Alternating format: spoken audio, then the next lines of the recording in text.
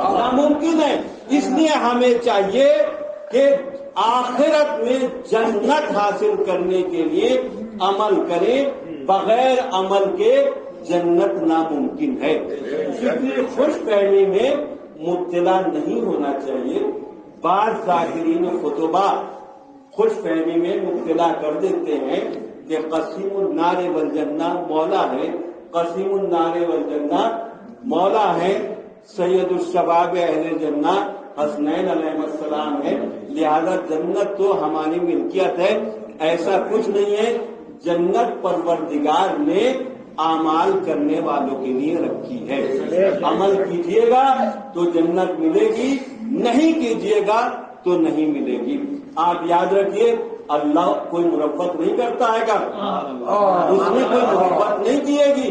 پورا قرآن دیکھ لیجیے, اس نے مربت نہیں کی ہے کہ تم کس کے چاہنے والے ہو کس کے نہیں.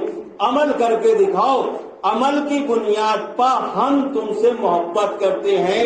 عمل کی بنیاد پر ہم تمہیں جنت دیں گے. بغیر عمل کے کچھ نہیں ہو سکتا. اگر ایسا ہی ہوتا تو آپ یاد رکھیے یہ شمر جہنم میں نہ جاتا, جنت میں جاتا.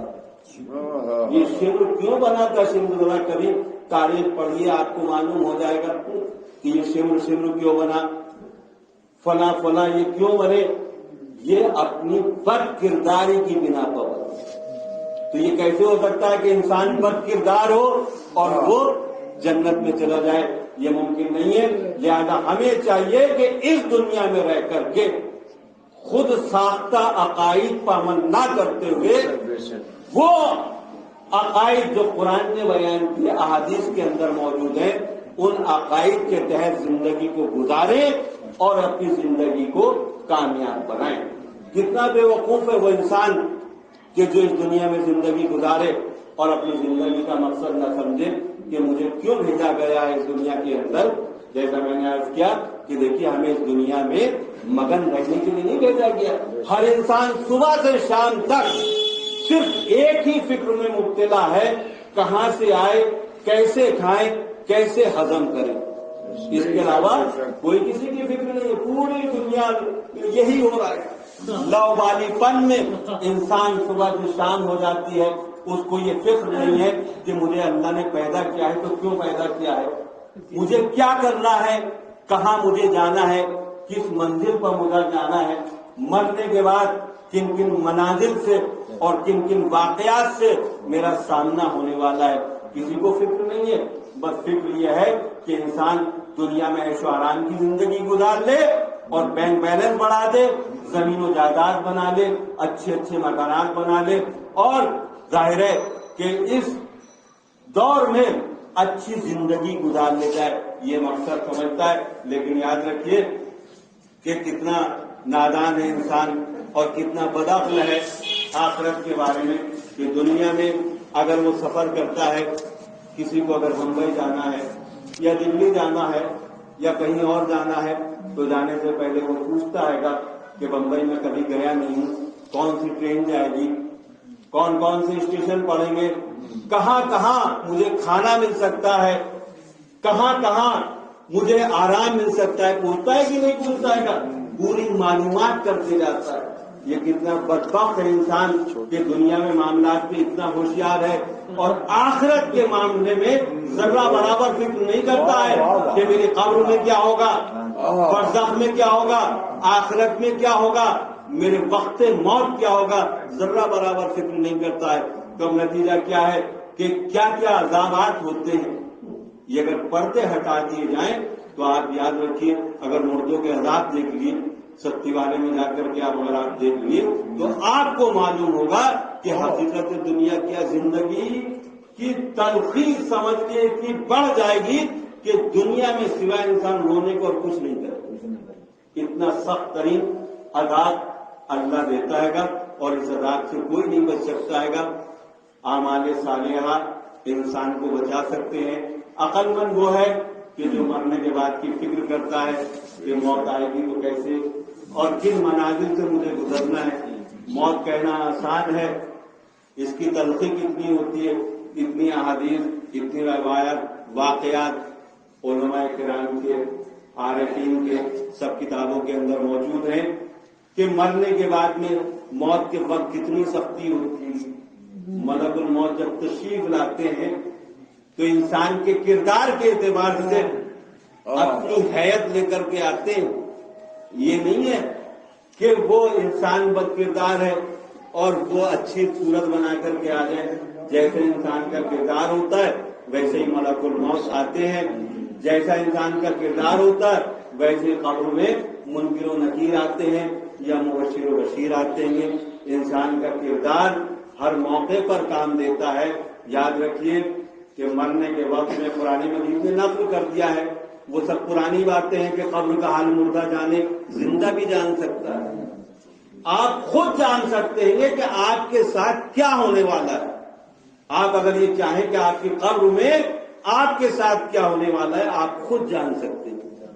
قرآن مجید کا خاص طور سے 28, 29 اور 30واں پارہ اور 28واں پارہ اس کا ترجمہ پڑھ کر کے دیکھ لیجئے تو آپ کو معلوم ہو جائے گا کہ ہمارے ساتھ کیا ہونے والا ہے. آپ نے سنا ہوگا کہ صاحب محشر میں جو نمودار ہوں گے تو وہ انسان بعض کتے کی شکل میں نمودار ہوں گے, بہت مشہور حدیث ہے. کچھ خنزیر کی شکل میں نمودار ہوں گے. ہر انسان جانور کی شکل میں نمودار ہوگا. تو اب اگر یہ دیکھنا چاہے کوئی کہ ہماری شکل کیا ہوگی آخرت میں تو وہ دنیا میں دیکھ سکتا ہے. بہت ہی آسان طریقہ ہے.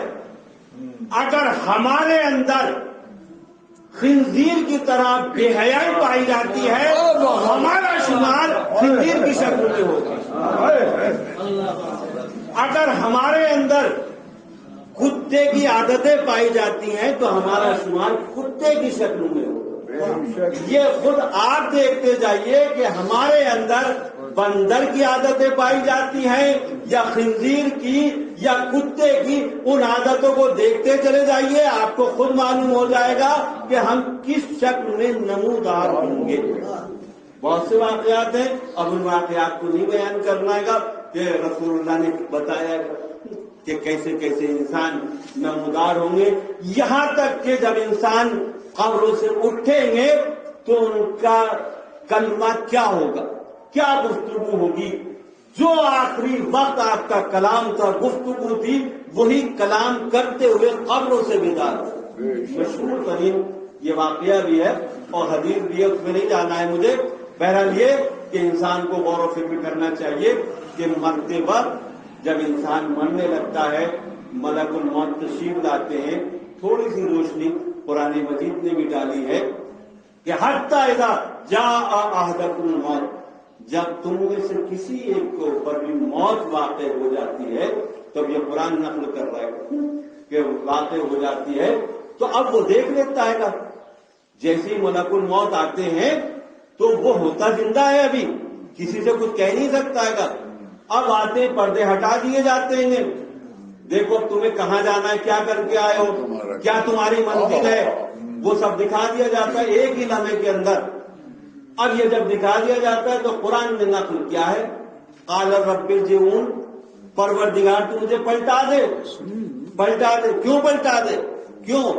تو اب قرآن نے نقل کیا, یہ کہتا ہے گا کہ لعلی اعمل صالحا, اس نے مجھے پلٹا دے فیما ترکتو, جو مجھ سے عمل صالحہ چھوٹ گئے ہیں تاکہ میں ان کو انجام دے دوں, تاکہ میں ان کو انجام. یہ قرآن نے نقل کیا ہے.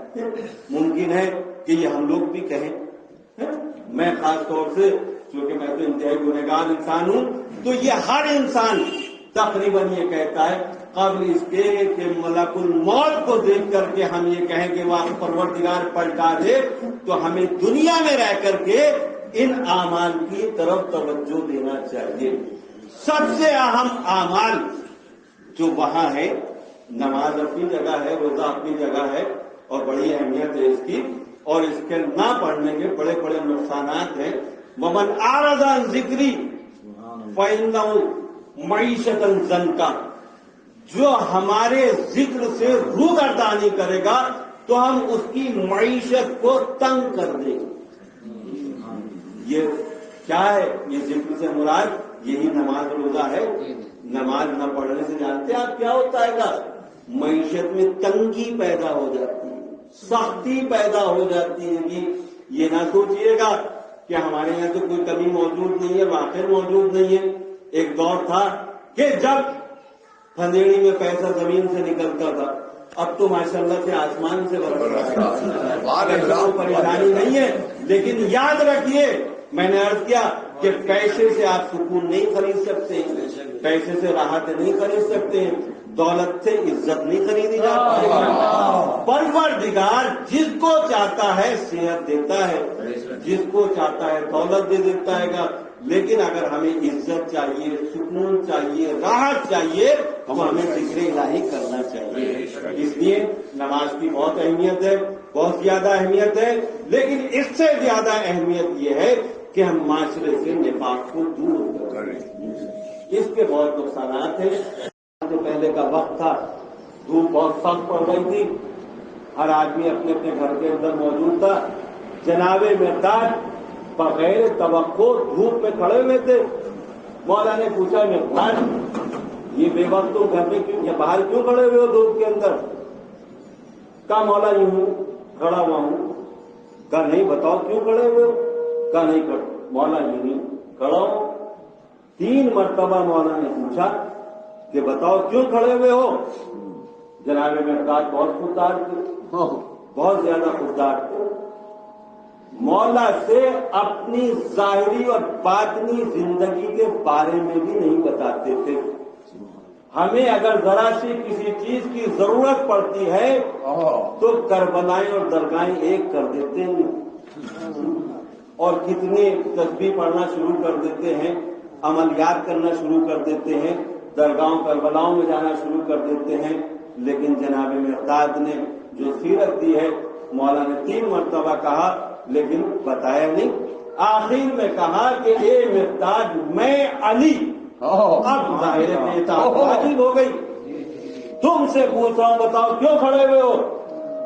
سر جھکا کر کے کہا کہ مولا آج گھر میں 3 دن سے فاقہ اس لیے کھڑا ہوا ہوں. مولا نے کہا اچھا لو اس کے حقدار 1 دینار کے تم ہو اور جاؤ اور بچوں کا انتظام کرو. اب آپ دیکھیے کہ مولا کی سیرت، گھر میں 3 دن سے وہاں بھی فاقہ پڑا ہوا ہے اور مولا کہہ کر کے آئے ہیں کہ میں بھی تمہارے لیے انتظام کرتا ہوں. لیکن آپ نے اپنی خواہشات کو مؤخر کیا، جناب مقداد کی خواہش کو مقدم کیا اور وہ دینار دے دیا. معاشرے کے اندر کیسی زندگی گزاری جاتی ہے. جناب مقداد گئے، اپنا انتظام کیا، گھر چلے گئے. مولا اب شرمندگی کی وجہ سے گھر نہیں گئے تھے، سیدھے مسجد میں چلے گئے. نماز ظہر پڑھی. نماز ظہر پڑھنے کے بعد میں اب گھر جائیں تو کیسے جائیں؟ گھر جائیں گے وہی کملائے چہرے نظر آئیں گے اور کہہ کے آئے تھے، لہذا آپ گھر نہیں گئے. نماز عصر کا وقت ہوا، نماز عصر پڑھی جماعت کے ساتھ میں رسول اللہ کے پیچھے. مغرب کی نماز پڑھی، عشاء کی نماز پڑھی، مسجد میں رہے. نماز عشاء کے بعد میں ایک مرتبہ رسول اللہ نے مولا کے کاندھے پر ہاتھ رکھا اور کہا اے علی آج کا کھانا ہم تمہارے یہاں تناول فرمائیں.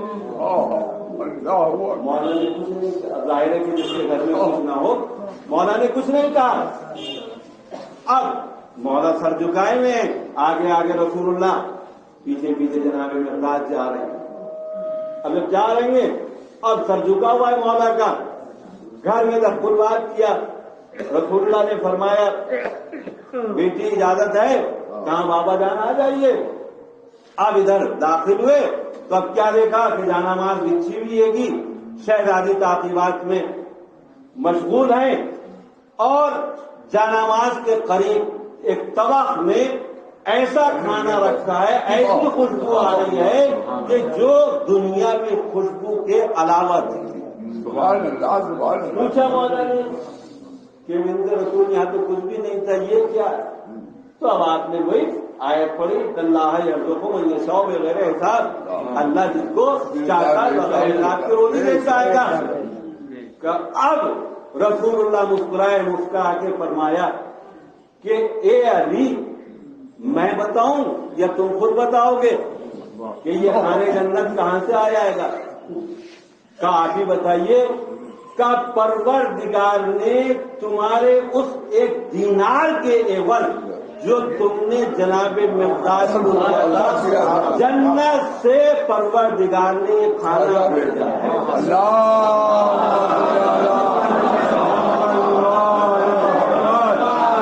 یہ مشہور واقعہ سنانا مقصد نہیں تھا، مقصد نتیجہ دینا تھا۔ اس واقعے کو تفسیر صافی میں بھی پہلی جلد کے اندر تحریر فرمایا اور بہت سی کتابوں میں ہے، زیادہ کسی کو اگر شبہ ہو تو وہ دیکھ سکتا ہے۔ تو خیر بہرحال اب آپ دیکھیے کہ مولا اس دنیا میں زندگی گزارتے تھے تو معاشرے کے لیے زندگی گزارتے تھے۔ مولا نے بیان کر دیا کہ اگر تمہیں طعام جنت چاہیے تو اس زمین سے کچھ بھیجتے رہو تاکہ تمہارے لیے